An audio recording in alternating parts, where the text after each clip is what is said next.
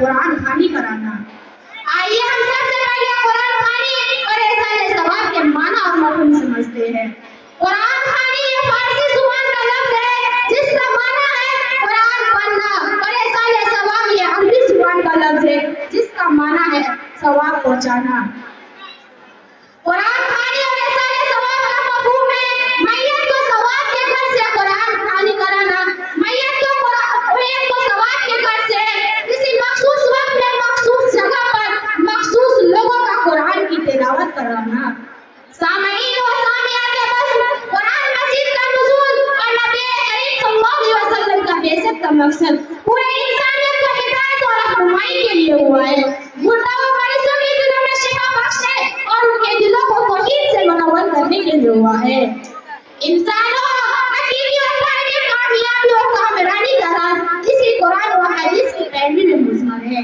جیسے کہ حدیث صاحب ہے ترکت فیکم امرین لن تضلوا ما تمسکتم بہما کتاب اللہ و سنت الرسول۔ میں تمہارے درمیان دو چیزوں کو چھوڑ کر جا رہا ہوں، اگر تم ان دونوں چیزوں کو مضبوطی سے پکڑ لو گے تو کبھی گمراہ نہ ہوگے، اور وہ دو چیز کیا ہے؟ وہ دو چیز کتاب اللہ اور سنت رسول ہے۔ مسلمانوں جب تک ان دونوں چیزوں پر عمل پیرا رہے گا فوز و فلاح کے راہ پر گامزن رہو گے، لیکن گردش حیات کے ساتھ ساتھ دنیاوی خواہشات میں مبتلا ہو کر قرآن مجید سے اس قدر بیگانہ ہو گئے کہ ان کی اچھائیوں سے دور بھاگ کر ثواب سے محروم ہو گئے ہیں۔ بعض احمق اور نادان لوگ ایسے ہیں جو قرآن مجید کو آمدنی کا ذریعہ بنا لیا ہے، تعویذ کرنے کے دھندے میں لگے ہوئے ہیں۔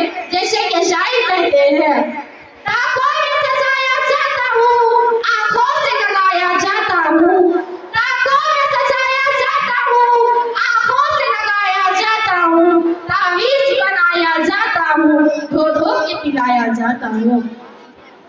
مسلمانوں قرآن مجید کا نزول ذکر کے لیے ہوا ہے تاکہ ان کے احکام و مضامین کو پڑھ کر اس پر عمل پیرا ہو کر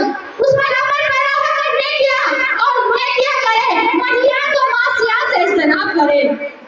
لیکن بعض ایسے لوگ ہیں جسے باعث مردے کے لیے باعث ثواب جان کر قرآن خوانی کراتے ہیں، حالانکہ قرآن خوانی کرانا قرآن مجید سے کوئی دلیل نہیں ملتا ہے، اور نہ ہی محبوب کائنات صلی اللہ علیہ وسلم کی زندگی کا مطالعہ کرنے سے اس کا کوئی ثبوت ملتا ہے۔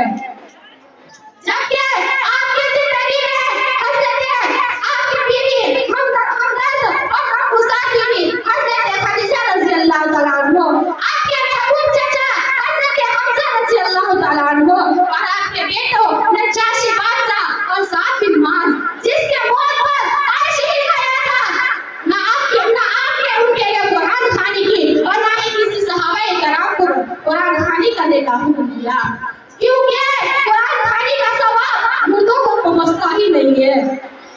چندستان کلیہ کی شہزادیوں امام ابن تیمیہ رحمہ اللہ کی کتاب مجموع الفتاوی میں لکھتے ہیں کہ سب صالحین کی یہ عادت تھی کہ وہ قرآن کی تلاوت کرتے اور اپنے مردوں بھائیوں کے لیے بھی مردوں بھائیوں کو ہدیہ کرتے ہو، اس لیے کہ یہ لوگوں کے لیے مناسب نہیں ہے کہ ان کے روش سے روگردانی کریں، کیونکہ سب صالحین کا طریقہ یہ افضل اور کامل ترین تھا۔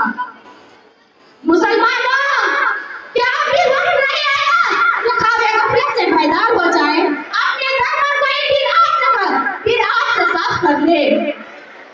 کیا ہمارے علماء ان بدعات کے خلاف جنگ کرنے والے نہیں ہیں؟ کیا ہمارے علماء کے اندر ان بدعات سے جنگ کرنے کے لیے ہمت نہیں ہے؟ جیسے کہ کسی شاعر نے کہا کیا ان بدعات کے خلاف جنگ کرنے کے لیے ہمت نہیں ہے؟ اگر ان بدعات کے خلاف جنگ کرنے کے لیے طاقت نہیں ہے تو کم سے کم ان کی تائید کرے جو ان بدعات کے خلاف جنگ کر رہے ہیں۔